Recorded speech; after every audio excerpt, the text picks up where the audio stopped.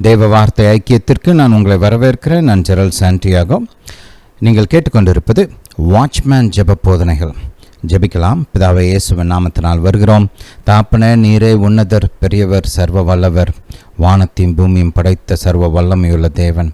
பிதாவே, நீரே உன்னதர், உம்மை காட்டிலும் பெரியவர் யாரும் இல்லை. தாப்பனே, வானங்களுக்கு மேலாக சிங்காசனம் அமைத்து அமர்ந்திருக்கிற மகிமையின் தேவன் நீர். பிதாவே, உம்மை துதிக்கிறோம், உமக்கு நன்றி செலுத்துகிறோம். இப்பொழுதும் தாப்பனே, எங்களோடு கூட பேச வேண்டுமா ஜெபிக்கிறோம். உம்முடைய வார்த்தைகளை எங்களுக்கு போதிக்க வேண்டுமா ஜெபிக்கிறோம். தாப்பனே, நீர் எங்களுக்கு ஜெபிக்க கற்றுத்தர வேண்டுமா ஜெபிக்கிறோம். பரிந்துரை செய்ய, ஜாமக்காரராக செயல்பட எங்களுக்கு போதிக்க வேண்டுமா ஜெபிக்கிறோம். பிதாவே, நீர் உன்னதர். தாப்பனே, உம்முடைய ஞானம், புத்தி, அறிவு வெளிச்சத்தினால் எங்களை நிரப்ப வேண்டுமா ஜெபிக்கிறோம். தாப்பனே, நீர் உம்முடைய பலத்த கரத்தை நீட்டி மக்களை குணமாக்க வேண்டுமா ஜெபிக்கிறேன். அற்புதங்களையும் அடையாளங்களும் இயேசுவின் நாமத்தினால் செய்ய வேண்டுமா ஜெபிக்கிறேன். தாப்பனே, உம்முடைய குணமாக்கும் அபிஷேகம் எல்லா நோய்கள், வலி, வேதனைகளை நீக்கட்டும். தாப்பனே, உம்முடைய அபிஷேகம் நுகங்களை முறிக்கட்டும், கட்டுகளை அவிழ்க்கட்டும், சுமைகளை நீக்கட்டும். தாப்பனே, உம்முடைய ஜனத்திற்கு நீர் சமாதானத்தையும் ஆறுதலையும் பலத்தையும் கட்டளையிட வேண்டுமா ஜெபிக்கிறேன். தாப்பனே, முன்னேறுவதற்கான பலன், மேற்கொள்வதற்கான பலன், ஜெயிப்பதற்கான பலன், செழிப்பதற்கான பலன் உண்டாகட்டும். பிதாவை, நீங்கள் அப்படியே செய்கிறபடியால் ஸ்தோத்திரம். பிதாவே, என்னுடைய சத்தத்தை கேட்டுக்கொண்டிருக்கிற ஒவ்வொருவரையும் நீர் கண்ணின் மணியைப் போல பாதுகாக்க வேண்டுமா ஜெபிக்கிறேன். அவர்களையும் அவர்கள் குடும்பத்தையும் அவர்களுக்கு உண்டான யாவற்றையும் பாதுகாக்க வேண்டுமா ஜெபிக்கிறேன். அவர்கள் தொழில், அவர்கள் வேலை, அவர்களுடைய பணங்கள், தாப்பனை நீர் பாதுகாக்க வேண்டுமா ஜெபிக்கிறேன். பிதாவே, நீரே உன்னதர், நீரே எங்கள் அடைக்கலம், நீரே எங்கள் கோட்டை, நாங்கள் நம்பி இருக்கிற தேவன். தாப்பனே, நீர் எங்கள் கேடகம், எங்கள் மகா பெரிய பலன். பிதாவே, நீர் எங்கள் ஜீவனின் பலனாக இருக்கிறீர். தாப்பனே, நீர் எங்கள் போக்கையும் வரத்தையும் பாதுகாக்க வேண்டுமா ஜெபிக்கிறேன். எல்லா தீமைக்கும் விலக்கி பாதுகாக்க வேண்டுமா ஜெபிக்கிறேன். தாப்பனே, கொள்ளை நோய்கள், வியாதிகள், எல்லா விதமான கேடுகளுக்கும் விலக்கி தப்புவிக்க வேண்டுமா ஜெபிக்கிறேன். பிதாவை, நீங்கள் அப்படியே செய்கிறபடியா ஸ்தோத்திரம். பிதாவை, உம்மை துதிக்கிறோம், உமக்கு நன்றி செலுத்துகிறோம். தாப்பனை, இப்பொழுதும் எங்கள் இந்திய தேசத்திற்காக வருகிறோம்.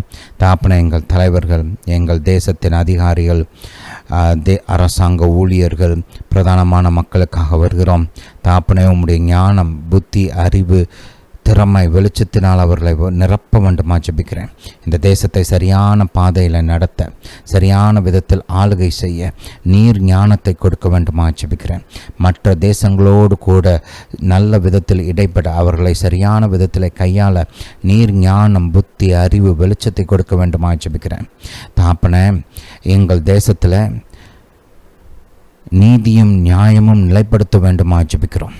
தாப்பனே, தீமை தண்டிக்கப்பட வேண்டும், நன்மைகள், நல்ல காரியங்கள் போற்றப்பட வேண்டும், அவர்கள் ஊக்குவிக்கப்பட வேண்டும்.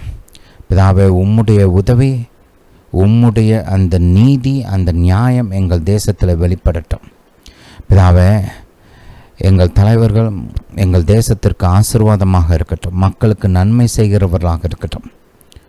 எப்ரூன மினல ஹகுரோன் என்று Bruna nela garatra Bru ஷோருங்கன நேலங்கரத்வ.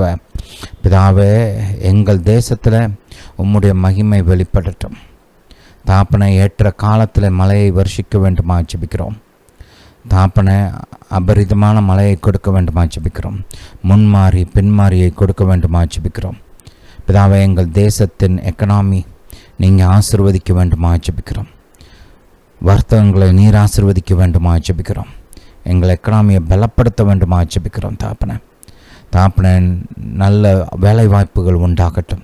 Businesses, சிறு தொழில், ஆவரேஜ், மீடியம் சைஸ்டு தொழில், பெரிய தொழில் எல்லாம் உண்டாகட்டும்.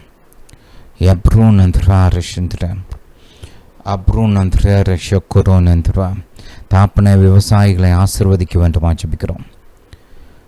அவர்களை பாதுகாக்க வேண்டுமா ஜெபிக்கிறோம். தாப்பனை, எங்கள் தேசத்து விவசாயிகள் தற்கொலையெல்லாம் செஞ்சுக்கக்கூடாது.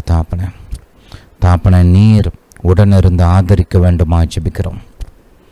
வானத்தையும் பூமியும் படைத்த தேவன் எங்கள் தேசத்தை செழிக்கச் செய்ய வேண்டுமா ஜெபிக்கிறோம்.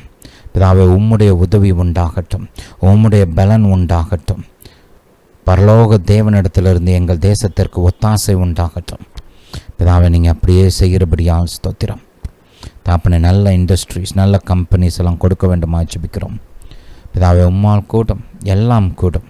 சர்வ வல்லவர் நீர். வனாந்தரத்தை ஏதேன் தோட்டத்தைப் போல மாற்றுகிற தேவன் நீர். தாப்பனை எங்கள் தேசத்தை நீர் செழிக்க செய்கிறபடியால் ஸ்தோத்திரம். பிதாவை உம்மை துதிக்கிறோம், உமக்கு நன்றி செலுத்துகிறோம். இப்பொழுதும் தாப்பனை அமெரிக்க தேசத்தின் தேர்தலுக்காக வருகிறோம். தாப்பனை உம்முடைய சித்தத்தின்படி, உமது மன விருப்பத்தின்படி, உமக்கு பயந்த உம்முடைய சித்தத்தை நிறைவேற்றக்கூடிய திறமையுள்ள அதிபரை கொடுக்க வேண்டுமா ஜெபிக்கிறோம். உமக்கு பயந்து உம்முடைய சித்தத்தை செய்யக்கூடிய திறமையுள்ள நல்ல செனட்டர்ஸ், காங்கிரஸ்மென், கவர்னர்ஸை கொடுக்க வேண்டுமா ஜெபிக்கிறோம். தாப்பனை நீர் தெரிந்து கொண்ட மக்களுக்கு விரோதமான எல்லா பிசாசின் கிரியைகளையும் இயேசுவின் நாமத்தினால் கட்டுகிறோம். இயேசுவின் நாமத்தினால நீர் தெரிந்து கொண்ட மனுஷனுக்கு விரோதமான எல்லா மனுஷர்களுக்கு விரோதமான எல்லா ஆயுதங்களும் வாய்க்காமலே போவதாக. இயேசுவின் நாமத்தினால தேவன் தெரிந்து கொண்ட மனுஷருக்கு விரோதமான எல்லா திட்டங்கள், சதிகள், சூழ்ச்சிகள் அவமாகி போவதாக. தாப்பனே இந்த தேர்தல் நியாயமான விதத்தில், நேர்மையான விதத்தில் நடத்தப்படட்டும். தாப்பனை எல்லாவித ஏமாற்று வேலைகளையும் மோசடிகளையும் நீர் தடுத்து நிறுத்த வேண்டுமா ஜெபிக்கிறோம், அகற்ற வேண்டுமா ஜெபிக்கிறோம். தாப்பனை நீர் உன்னதர், மனிதர்களின் ராஜ்யங்களில் இன்றும் ஆளுகை செய்கிறீர் என்பது இந்த அமெரிக்க மக்களுக்கும் உலகத்தாருக்கும் வெளிப்படட்டும். ஜீவிக்கிறவர்கள் அறிந்து கொள்ளட்டும். பிதாவே, நீர் ராஜாக்களை ஏற்படுத்துகிறீர், ராஜாக்களை அகற்றுகிறீர். தாப்பனை உம்மால் எல்லாம் கூடும். வானத்தையும் பூமியும் படைத்த தேவன் நீர். உமக்கு சித்தமானவனுக்கு இந்த பூமியின் ராஜ்யங்களை கொடுக்கிறீர் என்பது இந்த உலக மக்களுக்கு வெளிப்படட்டும். பிதாவை நீங்கள் அப்படியே செய்கிறபடியால் ஸ்தோத்திரம். தாப்பனை உம்முடைய நல்ல கரம் நீர் தெரிந்து கொண்ட அந்த ஜனங்கள் மீது இருக்கட்டும். உம்முடைய பரிபூர்ண தயவு அவர்களுக்கு உண்டாகட்டும். மாபெரும் வெற்றி உண்டாகட்டும். தாப்பனை யாரும் நிராகரிக்க முடியாத, இல்லை என்று சொல்ல முடியாத விதத்தில் மகா பெரிய வெற்றிகளை கொடுக்க வேண்டுமா ஜெபிக்கிறோம். பிதாவை நீங்கள் அப்படியே செய்கிறபடியால் ஸ்தோத்திரம். பிதாவை இஸ்ரவேல் தேசத்துக்காக வருகிறோம். தாப்பனை இஸ்ரவேல் தேசத்தை கண்ணின் மணியைப் போல நீர் பாதுகாக்க வேண்டுமா ஜெபிக்கிறோம். உம்முடைய பலத்த கரத்தை அவர்களுடைய சத்துருக்களுக்கு விரோதமாக நீட்ட வேண்டுமா ஜெபிக்கிறோம். தாப்பனை இஸ்ரவேலுக்கு எதிராக வருகிறவர்கள் அவர்களுக்கு முன்பாக முறியடிக்கப்படுவார்களாக. தாப்பனை ஒரு வழியாய் வருகிறவர்கள் 7 வழியாய் திரும்ப ஓடட்டும். தாப்பனை இஸ்ரவேலுக்கு விரோதமாக உருவாக்கப்படும் எல்லா ஆயுதங்களும் வாய்க்காமலே போகட்டும். யுனைடெட் நேஷன்ஸில் தாப்பனை இஸ்ரவேலுக்கு எதிராக உருவாக்கப்படும் எல்லா ஆயுதங்களும் இயேசுவின் நாமத்தினாலே ஒளிந்து போவதாக. தாப்பனை உம்முடைய ஜனத்தின் மீது உம்முடைய கரம் இருக்கட்டும். உம்முடைய பாதுகாப்பு இருக்கட்டும். இஸ்ரவேலின் ஜெயபலமாக இருக்கிற தேவநீர். தாப்பனை யெகோவா நெசியாக எங்களோடு கூட இருக்கிறீர். சேனைகளின் கர்த்தராக இருக்கிறீர். தாப்பனை உம்முடைய ஜனத்தை நீர் நினைத்து பார்க்க வேண்டுமா ஜெபிக்கிறோம். பாதுகாக்க வேண்டுமா ஜெபிக்கிறோம். உம்முடைய உடன்படிக்கை நண்பனாகிய ஆபிரகாமின் வித்து தாப்பனை உம்முடைய உடன்படிக்கையின் அந்த இரக்கங்கள், உம்முடைய உண்மை அந்த தேசத்தின் மீது தங்கட்டும். தாப்பனை இஸ்ரவேல் செழிக்கட்டும், வளரட்டும், பலப்படட்டும், விருத்தி அடையட்டும். பிதாவே உம்முடைய நல்ல கரம் இஸ்ரவேல் மீது நன்மைக்கு எதுவாக இருக்கட்டும். பிதாவே இஸ்ரவேலில் சமாதானம் உண்டாகட்டும், ஒற்றுமை உண்டாகட்டும். அப்ரோன் நம்ம நெல்லஹக்ரன்த்வா. தாப்பனை அங்கே வசிக்கிற ஜனங்கள் உம்மை நோக்கி பார்க்கட்டும். துர்மார்க்கமான பாதைகளிலிருந்து விலகி தாப்பனை ஜீவிக்கிற தேவனாகிய உம்மை நோக்கி பார்க்கட்டும். அந்த தேசத்தின் கலாச்சாரங்கள், அந்த தேசத்தின் சட்டங்கள் உம்முடைய வார்த்தைக்கு ஒத்ததாக மாறட்டும். பிதாவை நீங்கள் அப்படியே செய்கிறபடியால் ஸ்தோத்திரம். பிதாவை உம்மை துதிக்கிறோம், உமக்கு நன்றி செலுத்துகிறோம். இயேசுவின் நாமத்தினால் பிதாவே, ஆமென். ஹல்லேலூயா, ஹல்லேலூயா டு ஜீசஸ். ஒவ்வொரு வாரமும் ஒரு சில முக்கியமான காரியங்களுக்காக நாம் ஜெபிக்கிறோம். பரிசுத்த ஆவியானவரின் வழிநடத்துதலின் பிரகாரம் உங்களுக்காக ஜெபிக்கிறோம். நம்முடைய தேசத்துக்காக, அமெரிக்க தேசத்துக்காக, இஸ்ரவேல் தேசத்துக்காக ஜெபிக்கிறோம். நாம் ஜெபிக்கிற இந்த காரியங்கள்லாம் சும்மா என்னத்தையும் ஜெபிக்கணுன்றதுக்காக ஜெபிக்கிறதில்ல. ஆவியானவரின் வழிநடத்துதலுக்கு இடம் கொடுத்து ஜெபிக்கிறோம். ராஜ்யத்தில் முக்கியமான காரியங்களுக்காக, தேவ ராஜ்யத்தில் முக்கியமான காரியங்களுக்காக ஜெபிக்கிறோம். நீங்களும் இணைந்து ஜெபிக்கிறதற்காக உங்களை அப்ரிஷியேட் பண்ணுறேன். இது வந்து முக்கியம். இது வந்து நம்ம இணைந்து இப்படி ஜெபிக்கும்போது கர்த்தர் நம்முடைய ஜெபங்களை கேட்டு அற்புதமான மகத்துவமான கிரியைகளை நடப்பிக்கிறார். ஏன் டைம் பாஸுக்காக ஜெபிக்கல, தேவன் நம்முடைய ஜெபத்தை கேட்கிறார். ஜெபத்தை கேட்டு மகிமையான காரியங்களை செய்கிறார். உங்களுடைய ஜெபம் விலையேறப்பெற்றது. அதனால் நம்ம இந்த மாதிரி சேர்ந்து ஜெபிக்கும்போது நல்ல ஈடுபாடோட நல்லா முழு மனதோடு ஜெபிங்க. கர்த்தர் வந்து நம்மை தேவ ராஜ்யத்தின் பிரயோஜனத்திற்காக மகிமையான விதங்களில் பயன்படுத்துவார். அல்லேலூயா. உங்கள் தனிப்பட்ட ஜெப வாழ்க்கையிலையும் ஆவியானவருக்கு இடம் கொடுங்க. கர்த்தாவே, உம்முடைய ராஜ்யத்தின் பிரயோஜனத்திற்காக என்னை பயன்படுத்துங்க. ஆவியானவரே, நான் எந்த காரியங்களுக்காக ஜெபிக்கணும் அப்படின்னு சொல்லி கொடுங்க. எனக்கு ஜெபிக்க கற்றுத்தாங்க அப்படின்னு கேளுங்க. உங்கள் டைம் நீங்கள் கர்த்தருக்கு கொடுத்தீங்கன்னா கர்த்தர் உங்களுக்கு போதிப்பார், உங்களை வழி நடத்துவார், உங்களை ஒரு மகிமையான பாத்திரமாக பயன்படுத்துவார். அல்லேலூயா, அல்லேலூயா டு ஜீசஸ். சரி, இயேசுவின் நாமத்தை குறித்து தியானித்து கொண்டு வருகிறோம். ஆல்ரெடி ஒரு 3 மெசேஜ் இயேசுவின் நாமத்தை குறித்து பார்த்துருக்குறோம். இன்றைக்கி மறுபடியும் இயேசுவின் நாமத்தை குறித்து தியானிக்க போகிறோம். இன்னும் அநேக காரியங்கள் இருக்குது. நம்முடைய டெக்ஸ்ட்டை முதல் வாசிச்சிருவோம். யோவான் எழுதின சுவிசேஷம் 16ஆம் அதிகாரம் 20ஆம் வசனத்திலிருந்து வாசிப்போம்.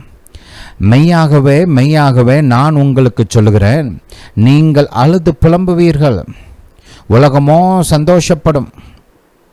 நீங்கள் துக்கப்படுவீர்கள், ஆனாலும் உங்கள் துக்கம் சந்தோஷமாக மாறும்.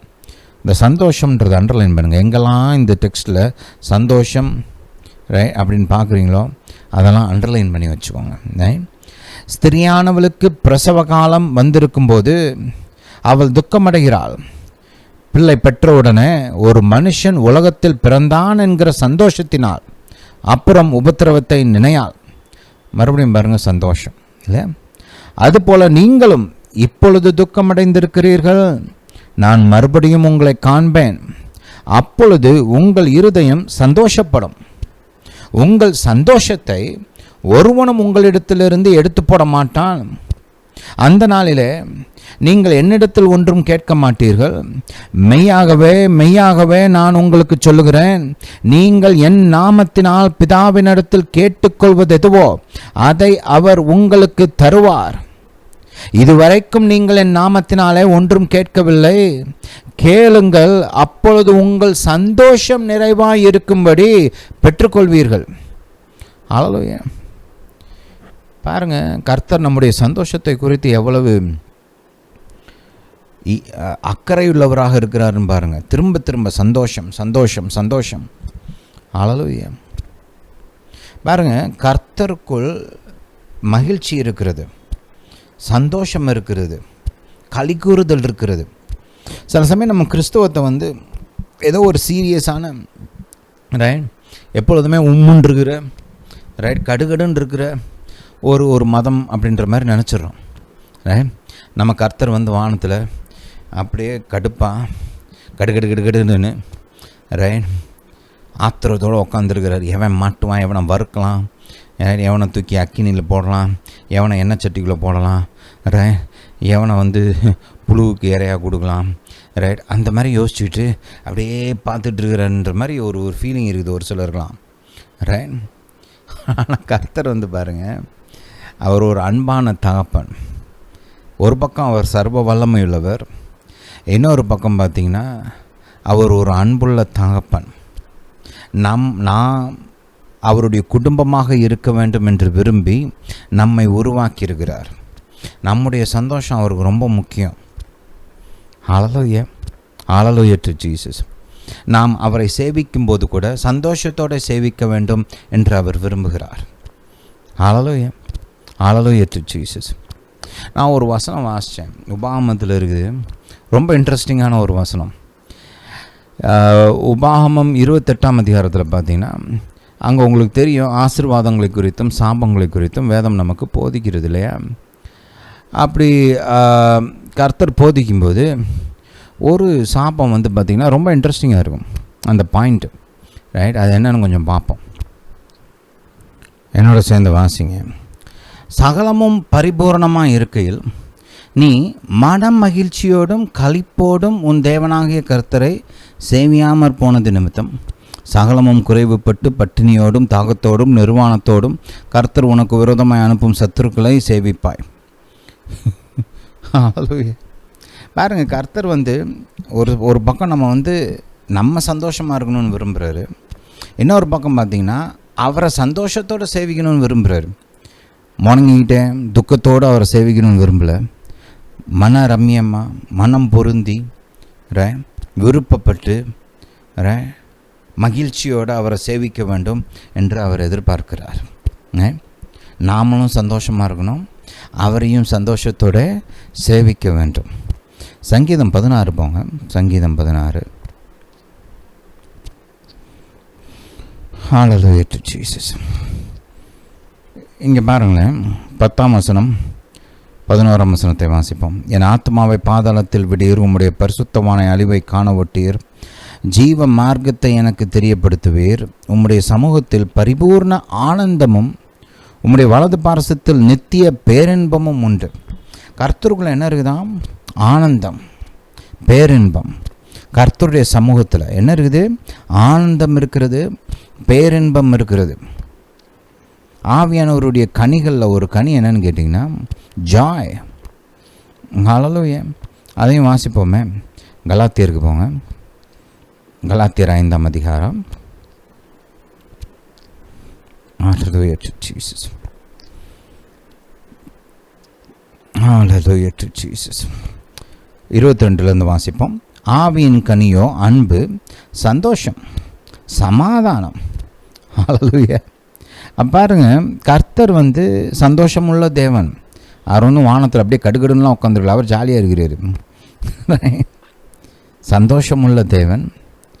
அவருடைய குணாதிசயம் சந்தோஷம். அதே குணாதிசயத்தை தான் நம்மளுக்குள்ளே கடத்துறார் அவர். ஆவியானவருடைய கனி சந்தோஷம். ஹல்லேலூயா. பாருங்கள், இயேசு இப்படி சொன்னார், என்னுடைய சந்தோஷம், என்னுடைய சமாதானம் இவங்களுக்குள்ளே இருக்கணும்னு விரும்புகிறார். ஹல்லேலூயா. Hallelujah to Jesus. ஏசப்பாவோடது. ஏசப்பாவும் ஒன்றும் அப்படியே ரொம்ப சீரியஸாக அப்படி இருக்கிறவரில். ஹல்லேலூயா. Hallelujah to Jesus. மைண்டில் வச்சுக்கோங்க இதெல்லாம். சில சமயம் நம்ம என்ன நினைக்கிறோம்னா, பாவமான காரியங்களில் தான் சந்தோஷம் இருக்குதுன்னு நினைக்கிறோம். அப்படி ஜாலியாக இருக்கணும் அப்படின்னா ஏதாவது போய் ஒரு கிளப்பில் போய் டான்ஸ் ஆடணும், தண்ணி அடிக்கணும், அப்படி இருந்தால் தான் ஜாலி. ஃப்ரெண்ட்ஸோட சேர்ந்து என்னத்தையாவது பண்ணணும், இந்த பார்ட்டிக்கு போகணும் அப்படின்னா ஜாலி. அந்த மாதிரிலாம் நினைக்கிறேன். இல்லை, நல்ல காரியங்களெல்லாம் சந்தோஷம் நிறையா இருக்குது. நிறைய நன்மையான காரியங்கள் இருக்குது, மெய்யான சந்தோஷத்தை கொடுக்கக்கூடிய காரியங்கள். அஃப்கோர்ஸ் தேவன் அவருடைய பிரசன்னம், அவருடைய சமூகம் நமக்கு சந்தோஷத்தை கொடுக்குது இல்லையா? அவருடைய பிரசன்னத்தில் அவரை தேடும்போது அவர் நமக்கு சந்தோஷத்தை கொடுக்கிறார், இன்பத்தை கொடுக்கிறார். சில சமயம் அப்படியே அவரை துதித்து கொண்டு இருக்கும்போது அப்படியே சந்தோஷம் பொங்கும். உண்மையான சந்தோஷம், இருதயத்தின் ஆழத்திலிருந்து சந்தோஷம் வரும். ஏதோ சும்மா வெளிப்பூச்சுக்காக அப்படி சும்மா அப்படி பல்ல காமிக்கிறது இல்லை. உள்ளத்தில் இருந்து சந்தோஷம். ஹல்லேலூயா. Hallelujah to Jesus. ஆவியானவர் இந்த காரியத்துக்கு குயிக்கன் ஒரு உயிர்ப்பித்து கொடுக்குறதுனால இதை குறித்து சொல்லிகிட்டு இருக்கிறேன். ஹல்லேலூயா. இயேசுவோட நாமந்தான் டாப்பிங்னு எனக்கும் தெரியும். நான் பேசுகிறதுக்கு நிறையா இருக்குது. இருந்தாலும் ஆவியானவர் இதை கொஞ்சம் குயிக்கன் பண்ணி கொடுக்கறதுனால, பாயிண்ட் அவுட் பண்ணுறதுனால சொல்லிகிட்டு இருக்கிறேன். ஹல்லேலூயா. நிறைய நல்ல காரியங்கள் இருக்குது. இப்போ எனக்கெல்லாம் பார்த்திங்கன்னா சந்தோஷம் பார்த்திங்கன்னா, எனக்கு வாசிக்கிறதுக்கு பிடிக்கும், ரீடிங் ரொம்ப பிடிக்கும் எனக்கு. எனக்கு நல்ல புக்ஸ், எனக்கு ஹிஸ்ட்ரி வாசிக்கிறது ரொம்ப பிடிக்கும். பைபிளை தவிர்த்து பைபிள் சம்மந்தப்பட்ட காரியங்கள் அதில் தான் அதிக நேரம், அது அதிகமாக பிடிக்கும். அதுக்கு அடுத்தபடியாக என்ன பிடிக்கும்னு கேட்டிங்கன்னா, நல்ல புக்ஸ் வாசிப்பேன். கொஞ்சம் ஹிஸ்ட்ரி பற்றி படிக்கிறதுக்கு எனக்கு பிடிக்கும். ஒரு சில சயின்டிஃபிக் புக்ஸ் பிடிக்கும், லீடர்ஷிப் புக்ஸ் பிடிக்கும் எனக்கு. கொஞ்சம் ஸ்கில்ஃபுல் விஸ்டம் அதை குறித்த புக்ஸு, பர்சனல் டெவலப்மெண்ட் குறித்த புக்ஸு, இந்த மாதிரி நல்ல புக்ஸு, கொஞ்சம் நல்லா மைண்டுக்கு ஸ்டிமுலேட்டிங்காக இருக்கிற புக்ஸ் வாசிக்கிறது எனக்கு ரொம்ப பிடிக்கும். ஹல்லேலூயா. Hallelujah to Jesus. சில சமயம் என் பிள்ளைகளை பார்த்தாலே எனக்கு இப்படி சந்தோஷம். அவங்க ஏதாவது செய்யணும்லாம் அவசியம் கிடையாது. சும்மா பக்கத்தில் வந்து உட்காந்துருந்தாங்கன்னா அவங்க மூஞ்ச பார்த்தாலே எனக்கு சந்தோஷம். அவங்க சத்தத்தை கேட்டாலே எனக்கு சந்தோஷம். ஹல்லேலூயா. ஒரு விதமான ஒரு சந்தோஷம் உள்ளத்தில் இருந்து, அடியில் இருந்து சந்தோஷம். சும்மா அப்படி உட்காந்துருப்பாங்க, அந்த பிள்ளை மூஞ்ச பார்த்துட்டு அது சிரிக்கிறது, அவங்க பேசுகிறது, அதெல்லாம் பார்த்தா எனக்கு ஒரு சந்தோஷம். ஹல்லேலூயா. யாருக்காவது ஏதாவது நல்லது செஞ்சால், ஏதாவது ஒரு நன்மை, ஏதோ பெருசாலாம் அவசியம் இல்லை, சின்னதாக ஏதாவது நன்மை செஞ்சால் கூட, ஏதாவது ஒரு உதவி செஞ்சால் கூட அதில் ஒரு சந்தோஷம். மற்றவங்களுக்காண்டி ஜெபிக்கும்போது பாருங்கள், நான் உண்மையில தான் ஜோக்குக்கு சொல்ல, சும்மா எல்லாத்தையும் சொல்லணும்னு சொல்ல, மற்றவங்களுக்காக ஜெபிக்கும்போது உண்மையிலே உள்ளே இருந்து சந்தோஷம், ஒரு சமாதானம், அதெல்லாம் வெளியில் காசு கொடுத்தாலும் வாங்க முடியாது. ஹல்லேலூயா. இப்போ இந்த வார்த்தையை போதிக்கிறேன் இல்லையா, நான் இதுக்காகவே படைக்கப்பட்டவன். எனக்கு கர்த்தர் உருவாக்குனது நோக்கமே, ஒரு பிரதானமான காரணம் என்னன்னு கேட்டிங்கன்னா, வார்த்தையை போதிக்கிறது மக்களுக்கு. அதை செய்யும்போது எனக்குள்ள ஒரு சந்தோஷம். தேவ வார்த்தையை வாசிக்கும்போது ஆவியானவர் வெளிச்சத்தை கொடுப்பார், புது ஞானத்தை கொடுப்பார், வெளிப்பாடை கொடுப்பார். அதெல்லாம் அவ்வளோ சந்தோஷம். நான் என் வாழ்க்கையில் நடக்கிறது குறித்து சொல்கிறேன். ஒரு சிலது காமனாக, எல்லாத்துக்கும் காமனாக இருக்கும். ஒரு சிலது ஒவ்வொருத்தருக்கும் யூனிக்காக இருக்கும். ஒரு சிலருக்கு பார்த்திங்கன்னா புக்கு வாசிக்கிறது வந்து அவ்வளோ இன்ட்ரெஸ்டிங்காக இருக்குது. அது வந்து ஏதோ அவங்களுக்கு ஒரு ஒர்க் மாதிரி இருக்கும் இல்லையா. அதை யாரும் பொதுவாக ஒரு சிலரும் அதை ரிஃப்ரெஷ்மெண்ட்டுக்கு அதை செய்ய மாட்டாங்க. ஆனால் எனக்கு அது ஒரு ரிஃப்ரெஷ்மெண்ட். வாசிக்கிறது வந்து எனக்கு வந்து ஒரு ரிஃப்ரெஷ்மெண்ட். அது வந்து யூனிக்காக இருக்கும், ஒவ்வொருத்தருக்கும் ஒவ்வொரு மாதிரி இருக்கும். ஏதாவது ஒர்க் அவுட் பண்ணாலாம் ரொம்ப சந்தோஷமாக இருக்கும். ஃபிசிக்கல் ஒர்க் அவுட், எக்ஸசைசஸ், ஒரு பிள்ளைகளோடு சேர்ந்து விளையாடுறது, இல்லை ஃப்ரெண்ட்ஸோடு சேர்ந்து விளையாடுறது, அதெல்லாம் பிடிக்கும். இது மாதிரி நிறையா இருக்குது. ஏதாவது சந்தோஷம் வேணும்னா போய் என்னத்தையாவது கேவலமாக செஞ்சால் தான் சந்தோஷம்லாம் கிடையாது. இல்லை ஏதாவது ஒரு பாவமான காரியத்தை செஞ்சால் தான் சந்தோஷம் இருக்கும், அதில் தான் ஒரு ஹை, அப்படிலாம் கிடையாது. நல்ல காரியங்கள், நிறையா காரியங்களில் சந்தோஷம் இருக்கிறது. நல்ல சந்தோஷம், ஆவியானவற்றிலிருந்து வர சந்தோஷம் கர்த்தர் நமக்குள்ளே வச்சிருக்கிறாரு. ஹல்லேலூயா. அதனால் பாருங்கள், நம்ம தேவன் எப்படிப்பட்ட தேவன்? நம்முடைய சந்தோஷத்தை விரும்புகிறவர். நம்ம நல்லா இருக்கணும், ஆனந்தமாக இருக்கணும், இன்பம் அனுபவிக்கணும் அப்படின்லாம் அவர் விரும்புகிறார். ஹல்லேலூயா. இதெல்லாம் யோசிச்சு பாருங்கள். உங்களுக்கு இந்த மாதிரி கர்த்தர் நிறையா வச்சுருப்பார். கர்த்தாவே எனக்கு இதெல்லாம் சொல்லிக் கொடுங்கன்னு கேளுங்க. சந்தோஷமாக இருக்கிறதுக்கு அவர் போதிப்பார். நான்லாம் கேட்பேன் கர்த்தாவே நல்ல விஷயங்களில் எப்படி டைம் ஸ்பெண்ட் பண்ணுறது. ஏன்னா எனக்கெலாம் நிறைய கெட்ட பழக்கங்கள் இருந்தது, அதெல்லாம் மாற்றணும். அதெல்லாம் மாற்றும்போது திடீர்னு இப்போ நல்ல காரியம்னா, நல்லதில் சந்தோஷப்படணும்னா மாறணும்ல, புதுசாக எதையாக உருவாக்கணும்ல. அப்போ கர்த்தர்கிட்ட கேட்பேன். அப்போ கர்த்தர் எனக்கு சொல்லி கொடுத்துருக்குறாரு, இதெல்லாம் உன்னை சந்தோஷப்படுத்துகிற காரியங்கள். எனக்கு ரைட்டிங் ரொம்ப பிடிக்கும். ஏதாவது எழுதுனேன்னா ரொம்ப பிடிக்கும் எனக்கு. அதில் எனக்கு ஒரு ஆனந்தம் இருக்குது. அதை ஏற்கனவே சொன்ன மாதிரி வாசிக்கிறது, அதிலெல்லாம் ஒரு ஆனந்தம் இருக்குது. இந்த மாதிரி கர்த்தர் எனக்குன்னு ஒரு சில காரியங்கள்லாம் சொல்லியிருக்கிறாரு. அதெல்லாம் செய்யும்போது எனக்கு ஒரு சந்தோஷம். குறிப்பாக யங்ஸ்டர்ஸ்லாம் பாருங்கள், உலகத்தில் இருக்கிறலாம் செய்கிறத செஞ்சால் தான் நம்மளுக்கு சந்தோஷமும் கிடையாது. உங்களுக்கு இன்பத்தை கொடுக்கக்கூடிய காரியங்கள்லாம் இருக்குது, நல்ல காரியங்கள். நீங்கள் கர்த்தர்கிட்ட கேட்டிங்கன்னா காமிப்பார் உங்களுக்கு, உங்களை சந்தோஷப்படுத்தக்கூடிய காரியங்கள் எது, மெய்யாக உண்மையாக ஆழமாக இருதயத்தில் இருந்து அதெல்லாம் கேளுங்க, கர்த்தர் உங்களுக்கு செய்வார். ஹல்லேலூயா. Hallelujah to Jesus. சரி, கவனிங்க, நன்மை. இன்றைக்கி ஒரு காரியத்தை குறிப்பாக பார்ப்போம். யோவான் எழுதின சுவிசேஷம், மறுபடியும் யோவான் எழுதின சுவிசேஷம் 16ஆம் அதிகாரம். இங்கே இன்னொரு காரியம் கர்த்தர் சொல்கிறார் இல்லையா, 22 கவனிங்க, 23.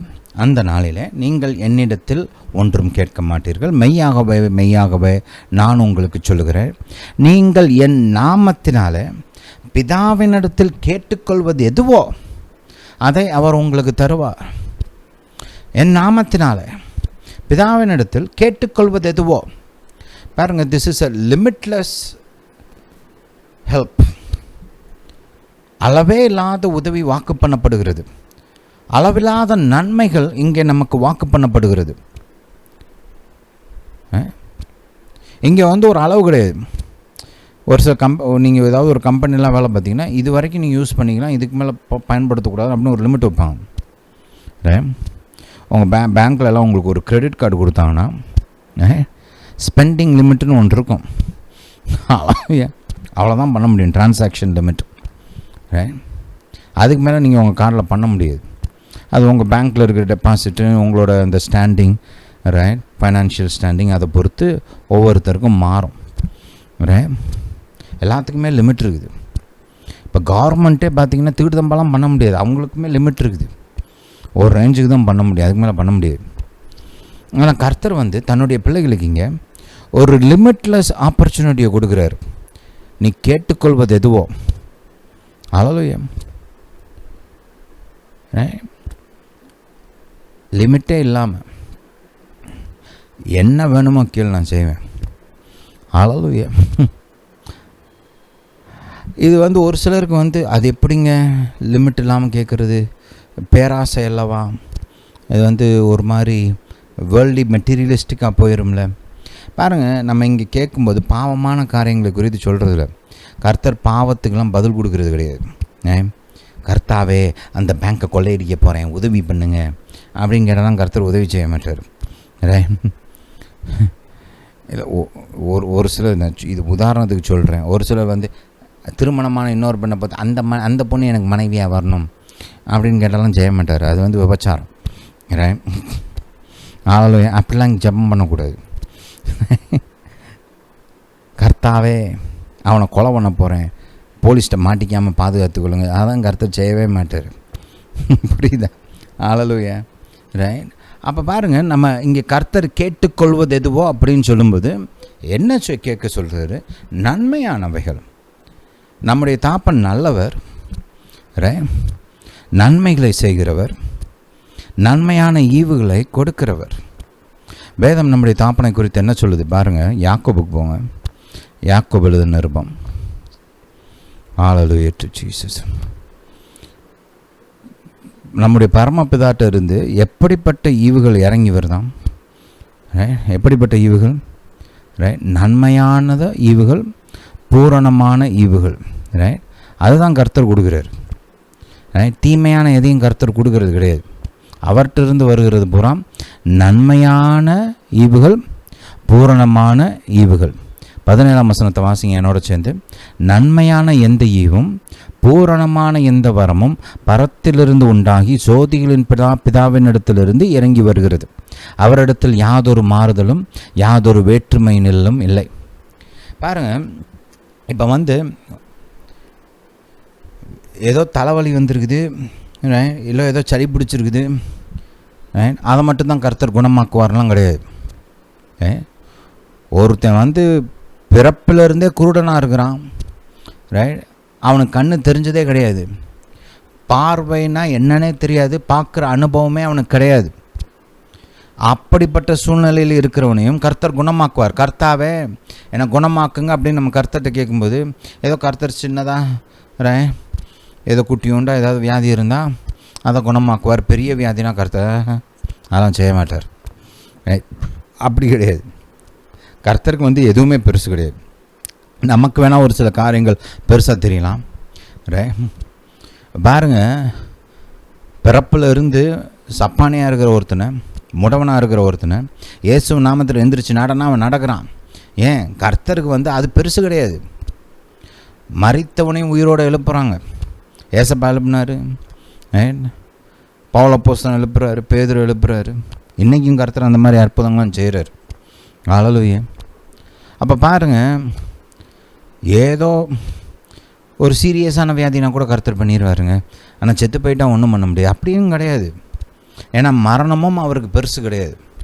அவருக்கு வந்து லிமிட் கிடையாது. பாருங்கள், மனுஷனுக்கு லிமிட் இருக்குது. இப்போ டாக்டர்லாம் வந்து உயிர் இருக்கிற வரைக்கும் போராடுவாங்க.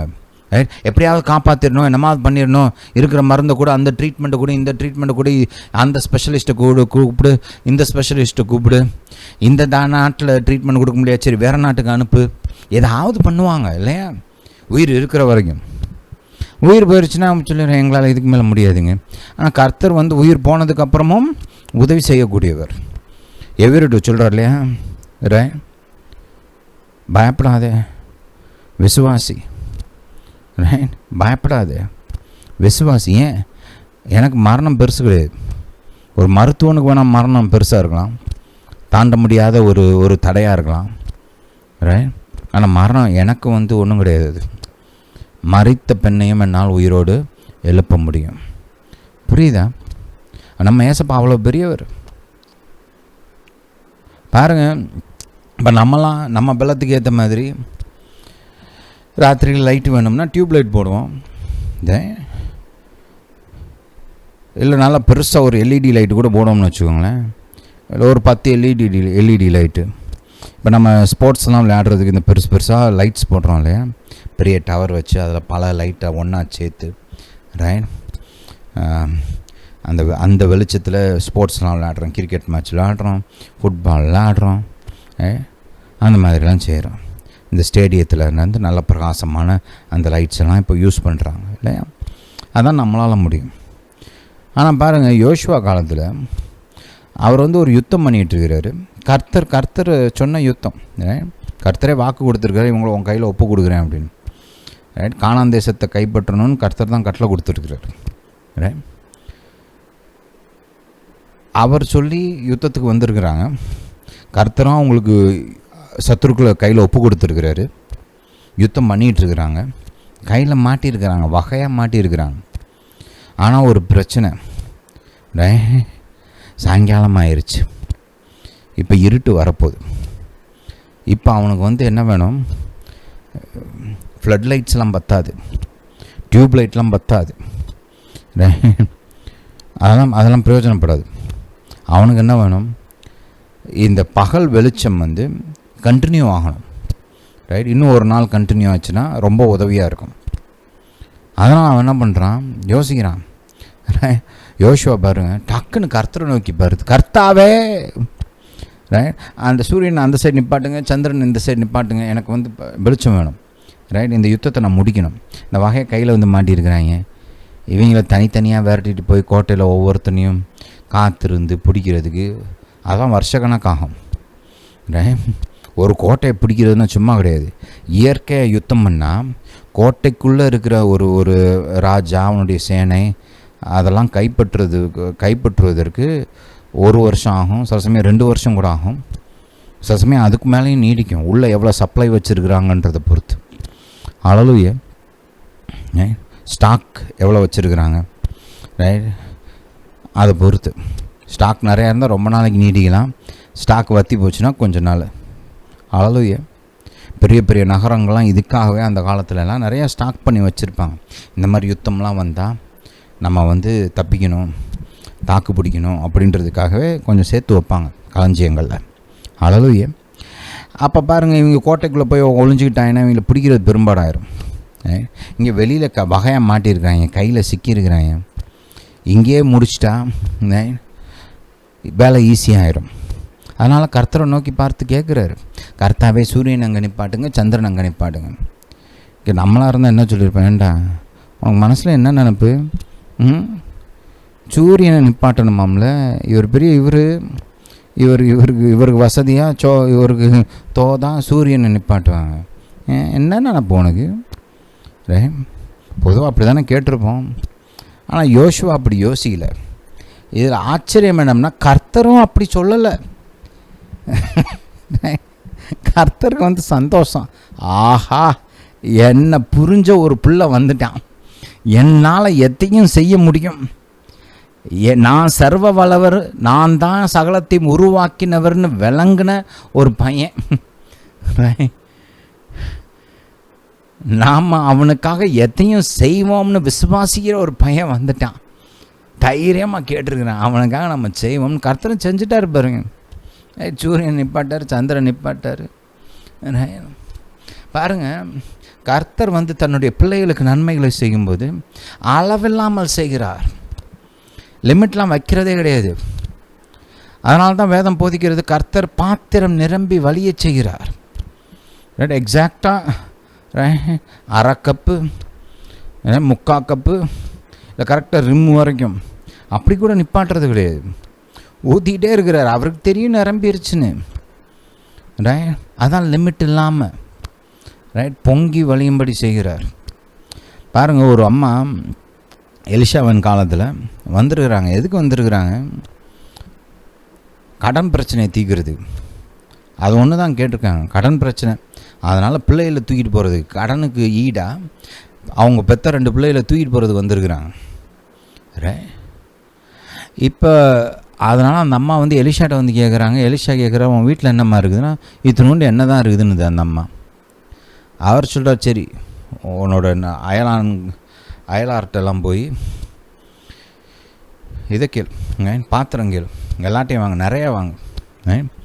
வாங்கி வீட்டுக்குள்ளே போய் நீனும் உன் பிள்ளைகளும் கதவை சாத்திட்டு அந்த எண்ணெயை எடுத்து இந்த பாத்திரங்களெல்லாம் ஊற்றுன்றார். இருக்கிறது இத்தினோண்டு எண்ணெய், ஆனால் ஊற்றுன்றார். எல்லா பாத்திரத்துலையும் ஊற்று.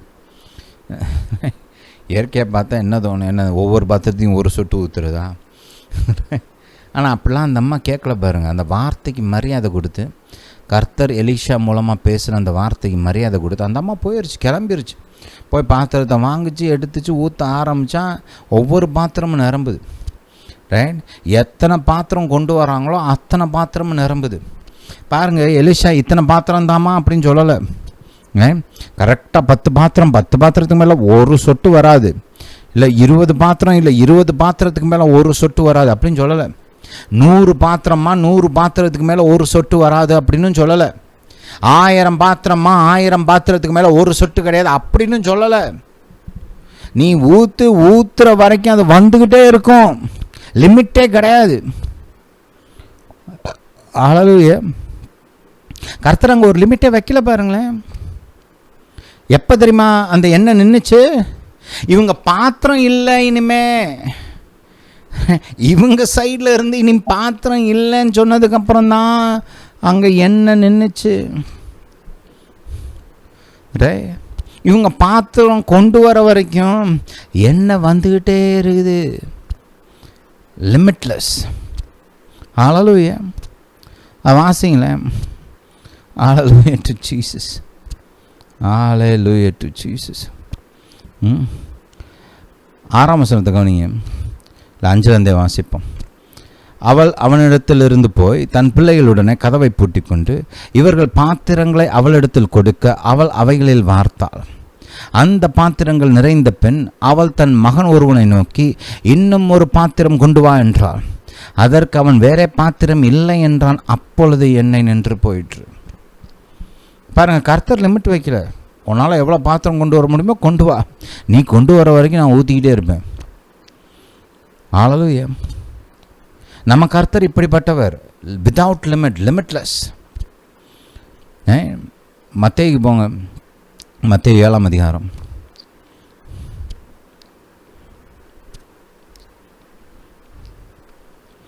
மத்தேயு 7ஆம் வசனத்திலிருந்து வாசிப்போம். கேளுங்கள், அப்பொழுது உங்களுக்கு கொடுக்கப்படும். தேடுங்கள், அப்பொழுது கண்டடைவீர்கள். தட்டுங்கள், அப்பொழுது உங்களுக்கு திறக்கப்படும். ஏனென்றால் கேட்கிற எவனும் பெற்றுக்கொள்கிறான், தேடுகிறவன் கண்டடைகிறான், தட்டுகிறவனுக்கு திறக்கப்படும். ஒரு சிலருக்கு கேள்வி, அப்போ என்னத்தினாலும் கேட்கலாமா? கவனிங்க, உங்களிடத்தில் எந்த மனுஷனாலும் தன்னிடத்தில் அப்பத்தை கேட்கிற தன் மகனுக்கு கல்லை கொடுப்பானா? இங்கே அவர் என்ன சொல்கிறார்? ஒரு ஃபாதர் சன் ரிலேஷன்ஷிப் இங்கே கொண்டு வர இருப்பாருங்க அந்த ஜபத்துக்குள்ளே. ரைட், மீனை கேட்டால் அவனுக்கு பாம்பை கொடுப்பானா? ஒரு சிலருக்கு என்ன யோசனை, கர்த்தர்கிட்ட மீனெல்லாம் கேட்டால் கொடுப்பாரா? ரைட், நான்வெஜ்ஜெல்லாம் கேட்கலாமா கர்த்தர்கிட்ட? ரைட், இல்லை வெறும் அரை வயிற்று கஞ்சி கொடுத்தீங்கன்னா சந்தோஷமாக இருக்கும், அடியேன் சாப்பிட்டுட்டு சந்தோஷமாக இருப்பேன். ரைட், அப்படி தான் ஜெபிக்கணுமா? ஒரு சிலருக்கு அந்த மாதிரி யோசனை. இங்கே வேதம் என்ன கேட்குது? மீனை கேட்கலாம்னு போட்டிருக்கு. ஏசப்பாவே சொல்கிறாரு பாருங்கள். இந்த சீஷர்கள்லாம் ஏசப்பா உயிர் தெழுந்ததுக்கப்புறம் ராத்திரி பூரம் உழைச்சிட்டு ஒன்றும் சிக்காமல் வந்திருக்கிறாங்க. சரி, ஏசப்பா பரிதாபப்பட்டு இந்த அந்த வலது பக்கம் வலையை தூக்கி போடும்பானா ஒரு 153 பெரிய மீன் வந்துருக்குது. ஆனால் அதெல்லாம் இவங்க கரைக்கு எடுத்துகிட்டு வர்றதுக்கு முன்னாடியே ஏசப்பா இவங்களுக்கு பிரேக்ஃபாஸ்ட் ரெடி பண்ணியிருக்கிறாரு காலையில். Right, breakfast. இது பிரேக்ஃபாஸ்ட்டுக்கு கர்த்தர் என்ன செஞ்சுருந்தார்? மீன். ரைட், ஜோக்கு கிடையாது தான். ரைட், கர்த்தர் மீன் செஞ்சு வச்சுருக்கிறார் பாருங்களேன். யோவானுக்கு போங்க, ஹல்லேலூயா. யோவான் எழுதின சுவிசேஷம் கடைசி அதிகாரம்,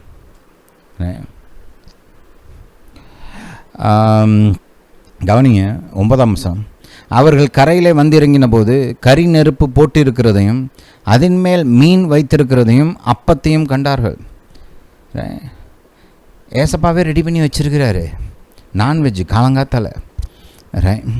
நம்மலாம் காலங்கத்தில் நான்வெஜ் சாப்பிட்டா அது என்னமோ குற்றம் மாதிரி பார்க்குறோம். பாருங்கள், எலியாவுக்கு கர்த்தர் சாப்பாடு அனுப்புனார்ல காக்கா மூலமாக. என்ன அனுப்புனார்? அப்பமும் இறைச்சியும். எப்போ? வாரத்துக்கு ஒரு தடவையா? நம்ம அப்படி தான் நினைக்கிறோம் இல்லையா? வாரத்துக்கு ஒரு நாள் நான்வெஜ் சாப்பிட்டாலே இப்போலாம் நிறைய பேர் என்ன சொல்கிறாங்க, வாரத்துக்கு ஒரு நாள் நான்வெஜ், 2 நாள் அப்பயோ அப்படின்றாங்க. 3 நாள்னால் அப்படியே நீங்கள் என்னமோ செய்யக்கூடாத குற்றத்தை செஞ்சிட்ட மாதிரி பார்ப்பாங்க ஒரு சிலர். ஆனால் கர்த்தர் கவனிங்க, எலியாவுக்கு சாப்பாடு அனுப்புகிறாரு. காலையில் அப்பம் இறைச்சி, சாயங்காலமும் அப்பமும் இறைச்சி, டெய்லி. எப்போ? ஊர் புறம் பஞ்சம் இருக்குது. ஹல்லேலூயா. காலையில் அப்பம் இறைச்சி, சாயங்காலம் அப்பம் இறைச்சி, இப்படி எவ்ரிடே, ஒவ்வொரு நாளும். ஹல்லேலூயா டு ஜீசஸ். நம்ம கர்த்தர் இப்போ சாப்பாடு பெருக்குனார்ல, என்ன பெருக்குனார்? அப்பத்தை மட்டும்தான் பெருக்குனாரா? இல்லை, மீனையும் சேர்த்து பெருக்குறாரு. லிமிட்டே கிடையாது. ஒரு ஆள் எத்தனைப்பா சாப்பிடுவீங்க? ஆளுக்கு ஒரு மீன் போதுமா, இல்லை 2 சாப்பிட்றீங்களா? சரி, மேக்ஸிமம் 3, அதுக்கு மேலே கொடுக்க மாட்டேன் அப்படிலாம் சொல்ல பாருங்க. அவன் சாப்பிட்ற வரைக்கும் மீன் வந்துக்கிட்டே இருந்துச்சு. எல்லாம் சாப்பிட்டு திருப்தியானதுக்கு அப்புறம் எக்ஸ்ட்ரா வேறு 12 கூட. ஹல்லேலூயா. இதுதான் நம்முடைய தேவன். இப்படி பாருங்கள், நம்ம கர்த்தர் என்ன மாதிரி கிஃப்ட் கொடுக்குறாரு?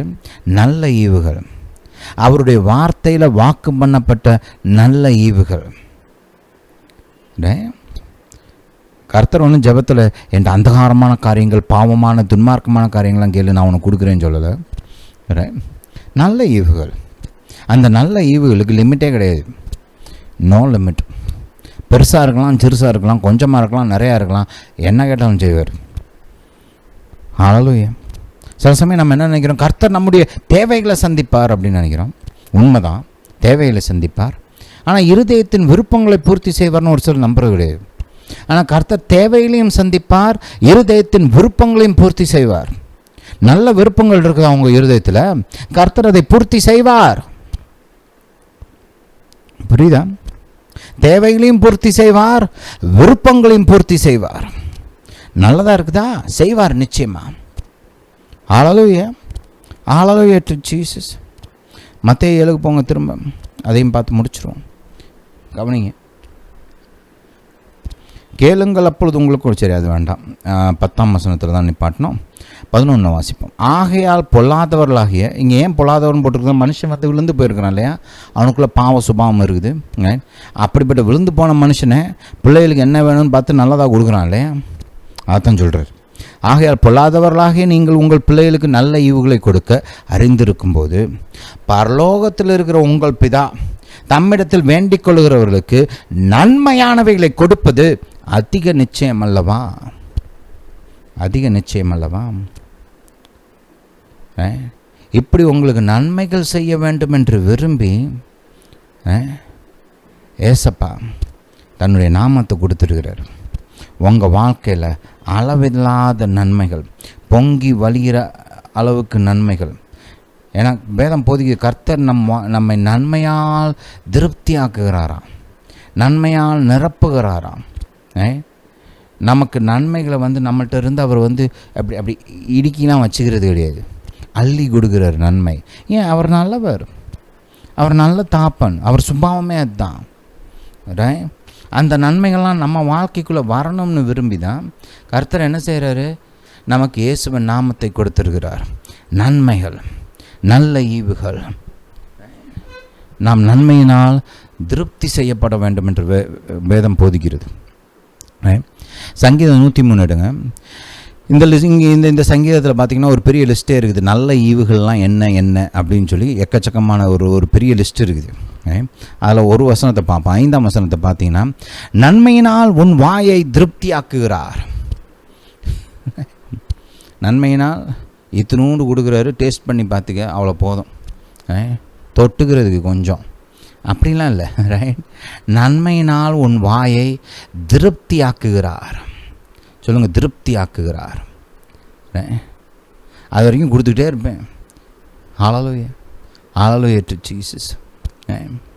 அப்போ பாருங்கள், இயேசுவின் நாமம் நமக்கு எதுக்கு கொடுக்கப்பட்டிருக்கிறது?